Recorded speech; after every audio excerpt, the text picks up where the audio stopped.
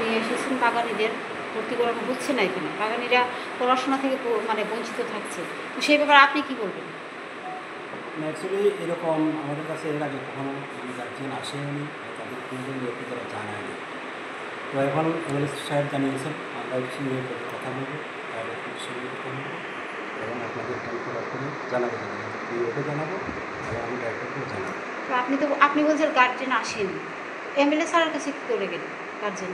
না, এটা তো তারা জানে, কেন আমার কাছে আসেনি। পার্সোনালি যদি এরকম অ্যাপ্লিকেশন করতো বা দেখা দিত তাহলে হয়তো আমরা সেটা ভাবতে পারতাম, কিন্তু আমরা কোনো অ্যাপ্লিকেশন না। সেক্ষেত্রে আপনাকে একটা বলবো, আপনার ক্লাস 5 থেকে যদি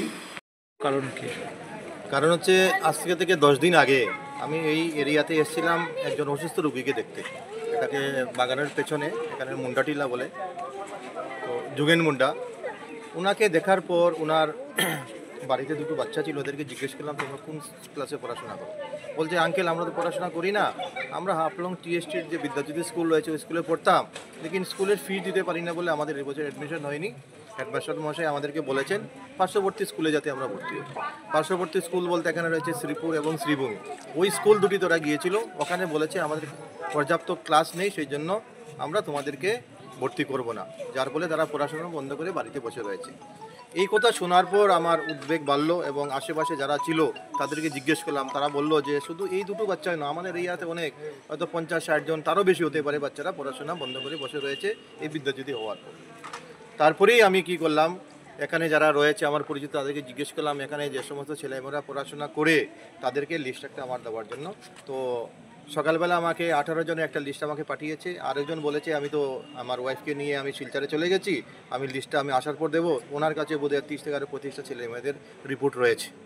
তো আজকে এখানে আসার আমার মূল উদ্দেশ্য হচ্ছে যে এই যে হাফলংছড়া টিএসটি এইচএস স্কুল, এই স্কুলটা 1953 সালে স্থাপিত হয়েছে এই এরিয়ার যে বাগানের ছেলেমেয়েদের পড়াশোনা করার জন্য। যাদের উদ্দেশ্যে স্কুলটা, তাদের ছেলেমেয়েরা স্কুলের শিক্ষা থেকে বঞ্চিত হচ্ছে। রাইট টু এডুকেশন অ্যাক্টে ক্লিয়ার কাট বলা হয়েছে যে 6 বছর থেকে 14 বছর পর্যন্ত প্রত্যেকটা বাচ্চাকে শিক্ষার আওতার মধ্যে আনতে হবে, একজনকেও শিক্ষার বাইরে যাতে না থাকে। এবং সেই জন্য সেন্ট্রাল গভর্নমেন্ট স্কুল চলো অভিযানও শুরু করেছিল, লেকিন কতটুকু এটা কার্যকর হচ্ছে আজকের এই বাচ্চাগুলিকে নিয়ে আসার মধ্য দিয়ে আপনারা দেখতে পেয়েছেন। তৎসঙ্গে আপনার যে রাইট টু এডুকেশন এবং নিউ এডুকেশন পলিসি 2022-তে ক্লিয়ার কাট বলা হয়েছে যে স্কুলের শিক্ষার মান উন্নয়নের সঙ্গে সঙ্গে যে সমস্ত আর্থিকভাবে পিছিয়ে পড়া ছেলেমেয়েরা রয়েছে তাদেরকে যাতে ভর্তুকি দিয়ে ইনসেন্টিভের সুবিধা দিয়ে তাদেরকে যাতে পড়াশোনার ব্যবস্থা করা হয়। তৎসঙ্গে এটাও বলা হয়েছে রাইট টু এডুকেশন অ্যাক্টে যে সমস্ত প্রাইভেট স্কুল থাকবে প্রত্যেকের জায়গাতে 25% সিট রিজার্ভ থাকবে পুয়ার পেশেন্টের জন্য। সেটার ব্যাপারে তো আমাদের এখানকার কেউ এখন খোঁজখবরই রাখে। শিক্ষা টোটালি একটা বাণিজ্য হয়ে দাঁড়িয়েছে এবং গরিব গ্রামের ছেলেমেয়েরা শিক্ষা থেকে বঞ্চিত হচ্ছে।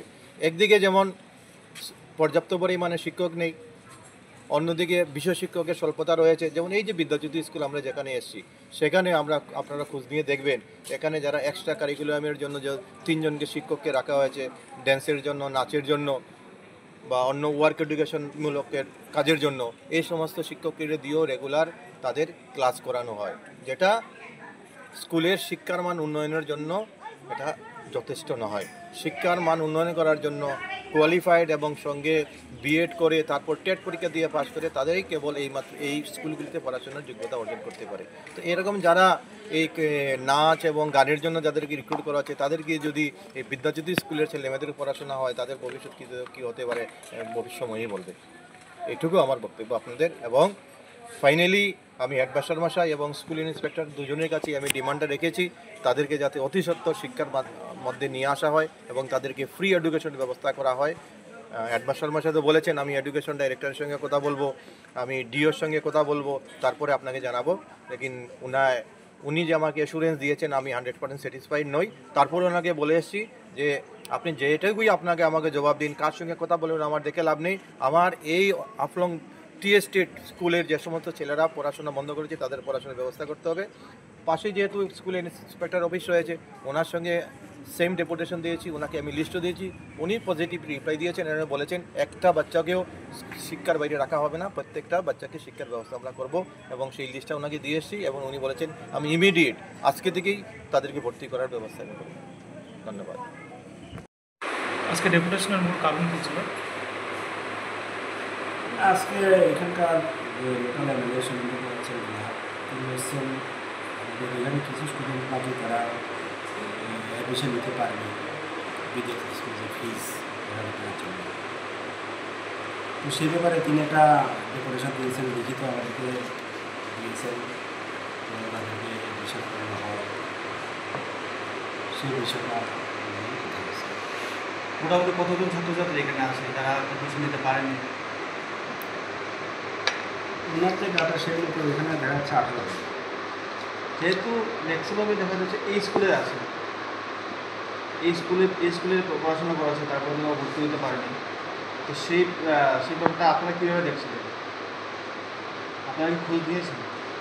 না, আমাদের টিচার বাড়ি গেছে এবং আমরা ফোনে ওভার টেলিফোনে অনেকবার চেষ্টা করেছি যোগাযোগ করার জন্য, তো আমরা তাদেরকে সেভাবে পাই না। এবং আমরা অ্যাসেম্বলিতে অনেকবার বলেছি যে কোনো গার্জিয়ানের বা কোনো স্টুডেন্টের যদি সমস্যা থাকে তারা এসে আমার সাথে যোগাযোগ করে বা লিখিত অ্যাপ্লিকেশন করে, কিন্তু আমরা কয়েকটা অ্যাপ্লিকেশন পেয়েছি, যাদের অ্যাপ্লিকেশন তাদেরকে আমরা তখন দেখতে পেয়েছি, কিন্তু এইসব গার্জিয়ান আমাদের সঙ্গে যোগাযোগই করে বা স্কুলে একবার আসে। স্যার, অভিযোগ রয়েছে ভর্তি হতে আসার পরেও এখানে ভর্তি করানো হয়নি, ভর্তির ডেট চলে গেছে, এমন অভিযোগ রয়েছে। না, সেটা এমন অভিযোগ নেই, সেটা এক্সাম যাবে এই গত মাসে কিছু এসেছিল, তাদেরকে আমরা বলতে পারি তোমরা এতদিন করে এক্সাম শেষ হয়ে গেছে, হাফিয়ে এক্সাম চলে যাচ্ছে, তোমরা আসুন কি সেটা বলতে পারি, সেটা তো তাদেরকে জানার দরকার। আজ যেমন আপনি বললেন সোমবার দিন থেকে ওরা যদি আর কি প্রক্রিয়া অনুযায়ী আসে আপনি ভর্তি নেবেন, সে সময় বলেছিলেন। হ্যাঁ, নেব আমরা, যেহেতু এমনি সাহেব বলেছেন তাদের তাদের কারণটা আমরা দেখব, আমরা আপাতত অ্যাডমিশন নেব। এখন যদি তাদের সত্যি জেনুইন যদি হয় যে তারা সত্যি ইকোনমিক্যালি একেবারে ব্যাপার যেতে পারছে না, আমরা ডাইরেক্টরের সঙ্গে কথা বলবো, হায়ার সঙ্গে কথা বলবো, বলে কী করা যায় দেখবো। আর যদি সম্ভব হয় তাহলে উন্নত করবো, যদি বিষয়গুলো ব্যবস্থা হয়। আবার এমন অনেকেও আছে হয়তো দিতে পারবো, দুই ইস্তেফাতে দিচ্ছে, সেটা ডেপুটের সাথে দেওয়াতেই আপনি কথা বলবেন, তার আগে আপনি প্রয়োজন মনে করেন কথা বলার,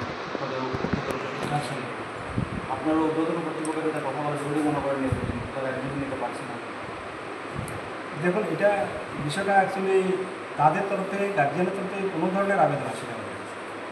তারা যে অ্যাডমিশনের জন্য মানে ফিজের জন্য অ্যাডমিশন হতে পারছে না, এই কথা তো কখনো কেউ বলেনি। এটা তো পুরো দায়িত্ব আপনাদের ছিল, স্যার আপনি স্কুলের দায়িত্ব আমার যেমন দায়িত্ব গার্জিয়ানের তরফ দায়িত্ব আছে। এমএলএ সাহেব যেমন আরও আগেও তিনি আসতে পারতেন, আমরা সেটাও তখন করতে পারতাম, বা গার্জিয়ানের তরফ থেকে যদি একবার আমাদেরকে বলা হতো যে এই কারণে আমার ছেলেটা করতে পারছে না, মেয়েটা করতে পারছে না, তখন আমরা করতাম। কিন্তু গার্জিয়ানের তরফ থেকে বা স্টুডেন্টের তরফ থেকে আমাদেরকে সেই ধরনের কোনো আবেদন এখানে যে 18 জন স্টুডেন্ট আছে এর মধ্যে আপনার অনেক স্টুডেন্ট আছে গতবারও ফিস দেয়, কিন্তু তাদের তো সমস্যা হয়, তাদের পরীক্ষা দিয়েছে, তাহলে এই বাকিগুলো তারা আসলো না। এখানে যে 18 জন আমরা যদি জিনিসটা দেখি, গতবারও কিন্তু তারা ফিস দেয়নি, ফাইনাল পরীক্ষা দিয়েছে, অফিসে দেওয়া হয়েছে, রেজাল্ট দেওয়া হয়েছে, সমস্যা তো হয়নি কোনো। তাহলে তারা এইবার কেন আসলো? তদন্ত করেছে না?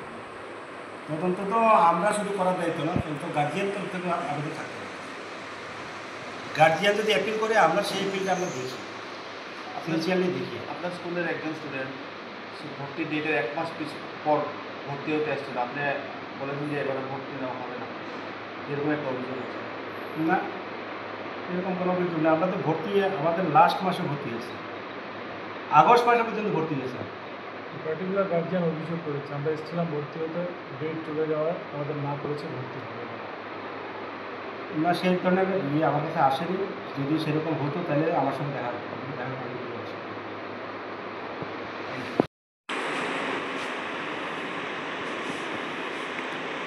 আমি একজন অসুস্থ রোগীকে দেখতে এসেছি, যোগন মুন্ডা। উনি ছিলেন শ্রমিক ছিলেন। এখন তো